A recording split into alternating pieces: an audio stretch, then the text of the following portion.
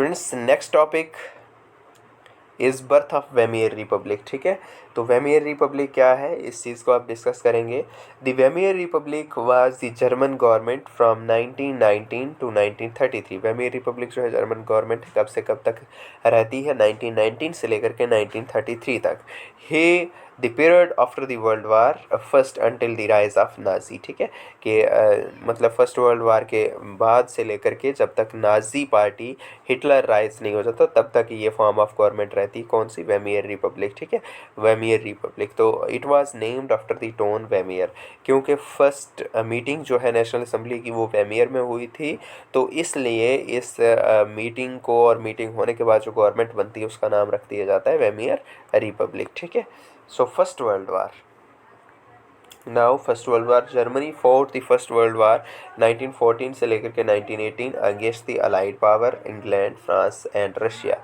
ठीक है, axis power जिसमें Germany was the part of axis power, Germany, Australia, Hungary and the Turkey. ठीक है, जर्मनी इनिशियल मेड, अब जो है बच्चे first world war was fought for the expansion of their territories. ठीक है, अपनी टेरिटरीज को एक्सपेंड करना चाहती थी कंट्रीज़। तो अब क्या होता है कि इनिशियली जो है वो गेन होता है कंट्रीज़ को, जैसे कि Germany initially made the gain by occupying the France, some part of France and the Belgium. ठीक है, अलाइस, लेकिन बाद में क्या होता है, allies won the defeating Germany and central power in 1918। ठीक है, सेंट्रल पावर को हरा दिया जाता है, जर्मनी को हरा दिया जाता है अलाइस के द्वारा, जब यूएसए इंटर करता है कब, 1917 में। ठीक है, 1917 में यूएसए इंटर करता है तो जर्मनी की डिफीट हो जाती है। ठीक है, और वर्ल्ड वार जो है वो कौन विन कर जाता है, अलाइस पावर विन कर जाती है। ठीक है, क्लियर है। नेक्स्ट, ये आपका मैप है आपकी अलाइड पावर्स और सेंट्रल पावर। ठीक है, ये central power Germany, Australia, Hungary, Turkey, ठीक है, बुल्गारिया, ऑटोमन एम्पायर, ठीक है, रशिया, फ्रांस और ग्रेट ब्रिटेन। ठीक है, क्लियर है। नेक्स्ट है आपका the defeat of the imperial Germany. जैसे जर्मनी हारता है, एबडिकेशन ऑफ द एम्पायर्स। ठीक है, एम्पायर सिस्टम जो था वो ख़त्म हो जाता है और अपॉर्चुनिटी किसको मिलती है, मतलब कि मोनार्की ख़त्म हो जाती है और पार्लियामेंट्री पार्टीज़ जो हैं वो अब जर्मनी की पोलाइटी को रन करने का भार उनको सौंपा जाता है या संभाल लेती है। National assembly met at the Weimar, national assembly की फर्स्ट मीटिंग वेमियर में होती है और कॉन्स्टिट्यूशन बनाया जाता है डेमोक्रेटिक, जिसमें फेडरल स्ट्रक्चर को अडॉप्ट किया जाता है लाइक अस। ठीक है, जैसा हमारा है, जैसे कि सेंट्रल गवर्नमेंट, स्टेट गवर्नमेंट और लोकल लेवल गवर्नमेंट। तो the Republic however was not received the will by its own peoples largely because the terms it was forced to accept after the German defeat in World War One। ठीक है, world war one के बाद क्या होता है बच्चे, treaty of Versailles sign होती है और ट्रीटी ऑफ वर्सेल में जो टर्म्स थी, terms were signed by the government of that time. ठीक है, तो उस समय पे गवर्नमेंट कौन था, वेमियर रिपब्लिक। तो वेमियर रिपब्लिक ने सारी की सारी टर्म साइन की, ट्रीटी ऑफ वर्सेल साइन की। तो that's why peoples were hated with the Weimar Republic. ये लोग जो थे उससे हेट करते थे, क्यों करते थे, बिकॉज दे थिंक दैट दी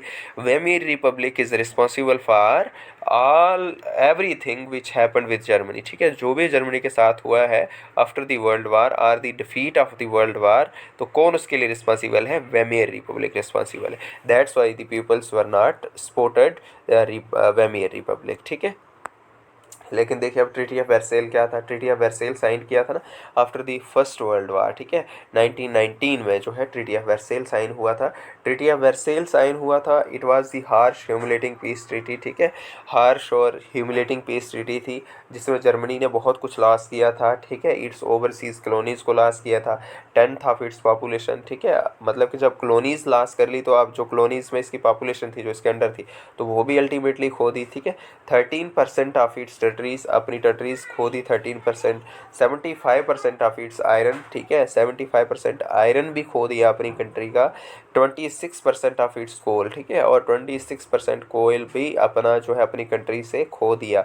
ये ट्रीटी ऑफ वर्सेल थी, उसकी टर्म्स थी जो जर्मनी को पे करनी थी। ठीक है, हैज़ टू पे द कंपनसेशन, और जर्मनी ने कंपनसेशन भी पे किया, अमाउंट ऑफ 6 बिलियन पाउंड। ठीक है, the allied power demilitarise the Germany to weaken its power, और क्या किया गया, ट्रीटी ऑफ वर्सेल के अंडर जर्मनी को डीमिलिटराइज किया गया ताकि इसकी पावर को क्या किया जाए बच्चे, वीक किया जाए।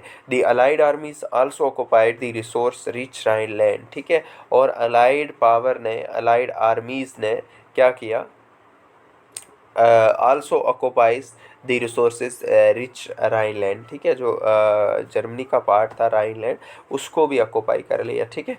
ये एवरीथिंग अंडर दी, किसके अंडर हुआ ये सारा का सारा, किसके अंडर हुआ, ट्रीटी ऑफ वर्सेल के अंदर, ठीक है, क्लियर है। अब देखिए नेक्स्ट में क्या होता है, इफेक्ट्स ऑफ द वार। अब इफेक्ट क्या हुए वार के, ये वार जो हुई तो the war had the devastating impact on the entire continent both the psychologically and the financially. Psychologically भी इसके इम्पैक्ट हुए और फाइनेंशियली भी इसके इम्पैक्ट हुए। तो from continent of creditor Europe turn one of the debtor, ठीक है, जो कॉन्टिनेंट किसी समय पे यूरोप क्रेडिटर हुआ करता था, बाकी कंट्रीज़ को लोन देता था, now this continent become a debtor. अब वो क्या बन चुका था, डेबिटर बन गया था, कर्जदार बन गया था, ठीक है, दूसरी कंट्री का कर्ज देने को था। The supporter of the Weimar Republic were the criticise, ठीक है, जो स्पोर्टर थे वेमेयर रिपब्लिक के after the treaty of Versailles and after the end of the world war they were criticised by the other conservatives, ठीक है, conservatives attacked on them, ठीक है, conservative उन पे क्या कर देते थे, अटैक कर देते थे। Soldiers come to be placed above the civilians, क्या हुआ after the first world war